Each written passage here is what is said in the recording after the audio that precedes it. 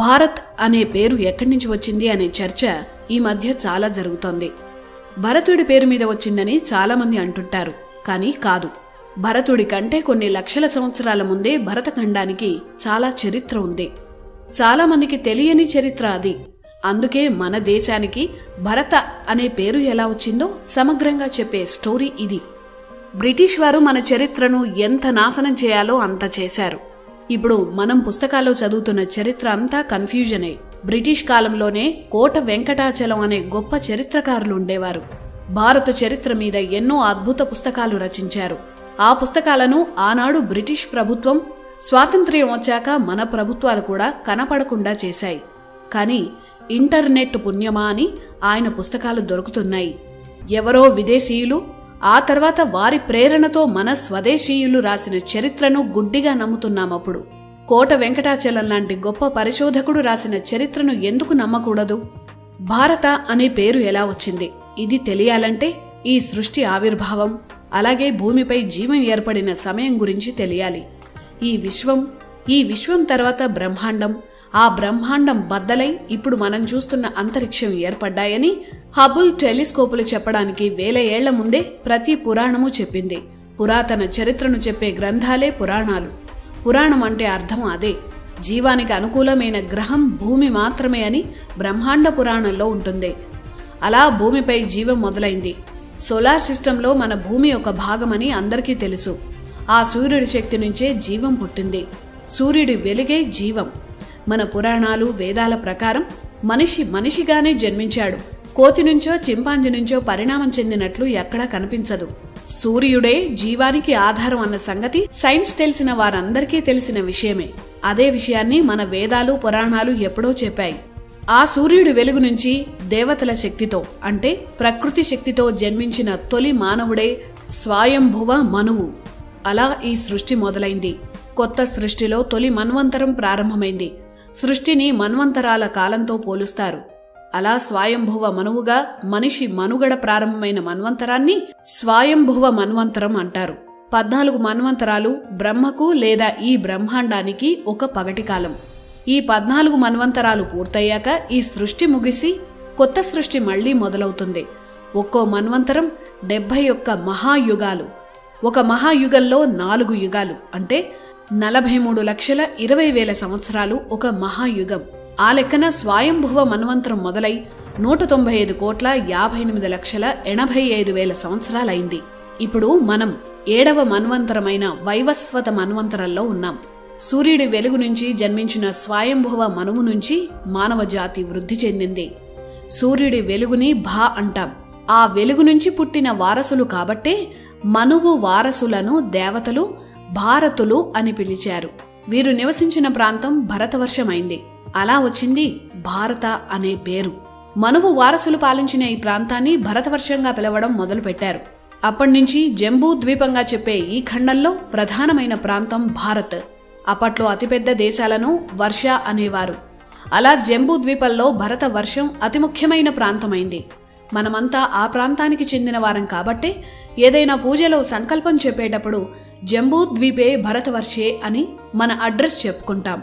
సూర్య వంశంలో తమ పూర్వీకులు భారతులు కాబట్టే దశరథుడు తనకు చాలా ఇష్టమైన భార్య కైకకు పుట్టిన బిడ్డకు భరత అని పేరు పెట్టాడు.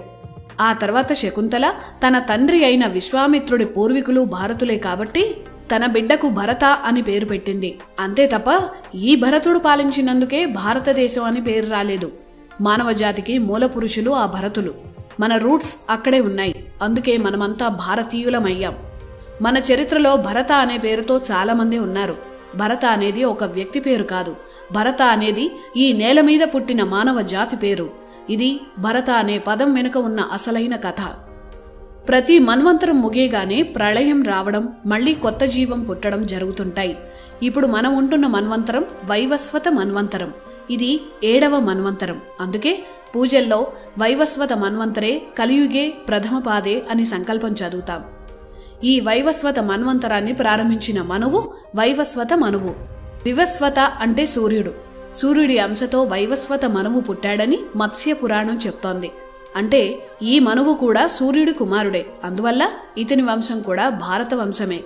ఈ వైవస్వత మనువు కుమారుడే ఇక్ష్వాకు. ఇక్కడితో సూర్యవంశం ప్రారంభమైంది. ఈ ఇక్ష్వాకు వంశంలో జన్మించిన మహానుభావుడే శ్రీరాముడు. ఈ వైవస్వత మన్వంతరం ప్రారంభమై ఇప్పటికి 12,05,33,000 సంవత్సరాలు గడిచాయి. అంటే ఇప్పుడు మనం ఉంటున్న కాలంలో తొలి మానవుడు జన్మించిన కాలం అన్నమాట. ఈ మన్వంతరంలో మనువు మూల పురుషులు కూడా భారతులే, అంటే భరత ఖండానికి చెందినవారు అని అర్థం. శ్రీరాముడి దగ్గర నుంచి శ్రీకృష్ణుడి వరకు అందరూ తమ సంకల్పంలో ఈ భారత అనే పదాన్ని ఉపయోగించారు. భరతవర్షం అనే పదం అన్ని యుగాల్లో వినిపిస్తుంది. ప్రతి మన్వంతరానికి అంటే ప్రతి 30 కోట్ల సంవత్సరాలకు భూమిపై ప్రళయాలు ఏర్పడి మళ్లీ కొత్త జీవం ఏర్పడింది. అలా 6 సార్లు ఇప్పటి వరకు జరిగింది. ఇప్పుడు జరుగుతున్న 7వ మన్వంతరం అంటే వైవస్వత మన్వంతరం 12 కోట్ల సంవత్సరాల క్రితం మొదలైంది. మత్స్యావతారంగా విష్ణువు అవతరించిన సమయం కూడా ఇదే. ప్రళయం నుంచి భూమిని కాపాడి వైవస్వత మనువుతో పాటు భూమికి అవసరమైన జీవజాతులను ఒక పెద్ద పడవలో ఎక్కించి ఒక సురక్షిత ప్రాంతానికి చేర్చాడు విష్ణువు.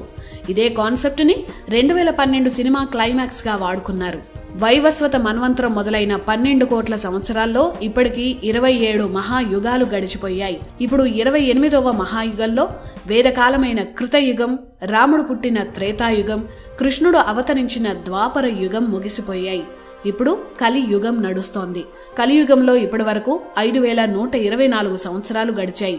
ప్రతి యుగం చివర ఏదో ఒక ఉత్పాతమో యుద్ధమో వచ్చి మానవ సంహారాలు జరిగాయి. ఉదాహరణకు త్రేతాయుగం చివరిలో రామరావణ యుద్ధం జరిగింది. ద్వాపర యుగం చివరిలో కురుక్షేత్ర యుద్ధం జరిగింది. అప్పటి చీనా, గ్రీసు, రోము, ఈజిప్టు, అరేబియా ప్రాంతాల ప్రజలు ఆ యుద్ధంలో పాల్గొన్నట్లు మహాభారతంలో వ్యాసుడు రాశారు. పాండవులు గెలిచారు. యుద్ధం తర్వాత కౌరవుల వంశంలో ఉన్న చాలా మంది ప్రజలు నిరుత్సాహపడ్డారు. వారికి భరతఖండంలో ఉండడం ఇష్టం లేక యుద్ధంలో పాల్గొన్న చీనా, గ్రీస్, రోము, ఈజిప్ట్ లాంటి దేశాల ప్రజలతో చాలా మంది భారతీయులు వలస వెళ్లిపోయారు. వారిలో కొందరు ఆ దేశాల్లో చాలా ప్రాంతాలను ఆక్రమించి రాజ్యాలు స్థాపించారని చరిత్ర చెప్తోంది. అక్కడ మన సంప్రదాయాలు, మన సంస్కృతి విస్తరించారు. అందుకే ఆ దేశాల్లో ఇప్పటికీ భారత వంశీయుల ఆనవాళ్లు కనిపిస్తాయి. మన దేవుళ్లనే వేరే వేరే పేర్లతో ఇప్పటికీ ఆరాధిస్తున్నారు. ఆ ప్రాంతాల్లో కృష్ణతత్వం వ్యాపించింది. యూరప్లో కొన్నేళ్ల క్రితం వరకు రాధాకృష్ణులనే పూజించారు. వారిని పేగన్స్, స్లావిక్ కల్చర్ అంటారు.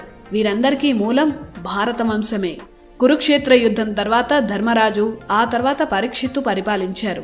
పరీక్షిత్తు పాముకాటు వల్ల మరణించాడని అతని కుమారుడు జనమేజయుడు సర్పజాతిని సంహరించే సర్పయాగం చేయించాడు. అప్పుడు ఆ సర్పజాతిని అస్తిక అనే ఋషి కాపాడి ఆ నాగజాతిని భరతఖండం నుంచి ఇప్పటి మెక్సికో ప్రాంతానికి తీసుకువెళ్లాడని భారతం చెప్తోంది.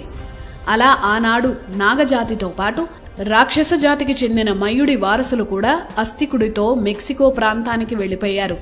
ఆ మయుడి వారసులే మయన్స్ అయ్యారని, నాగజాతిని అస్తికుడు రక్షించాడు కాబట్టి వారు అడ్జెక్ట్స్ అయ్యారని చరిత్ర చెప్తోంది. ఇప్పటికీ మెక్సికోలో కనిపించే ఆనవాళ్లు, అక్కడి పెద్ద పెద్ద ఆలయాలు మన భారతదేశ సంస్కృతిని స్పష్టంగా చెప్తాయి. అంతెందుకు, మహాభారతం అనే పేరు వెనుక అసలు కథ ఇదే. మానవ మనుగడ, నాగరికత, చరిత్రను చెప్పే విధంగానే వ్యాసుడు తన ఇతిహాసానికి భారతం అని పేరు పెట్టాడు. మొదట జయం అనే పేరు పెట్టి ఆ తర్వాత భారత చరిత్రను చెప్పేందుకే భారతం అని పేరు మార్చడం వెనుక చారిత్రక కారణాలు ఉన్నాయి.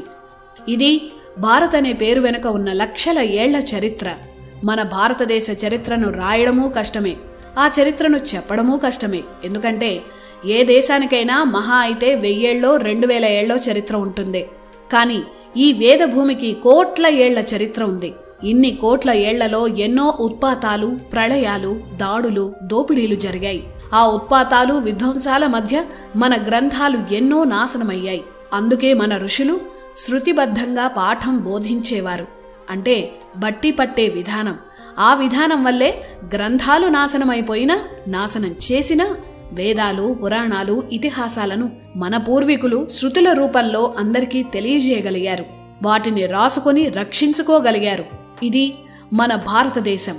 అలాగే భారత అనే పేరు వెనుక ఉన్న అసలు చరిత్ర.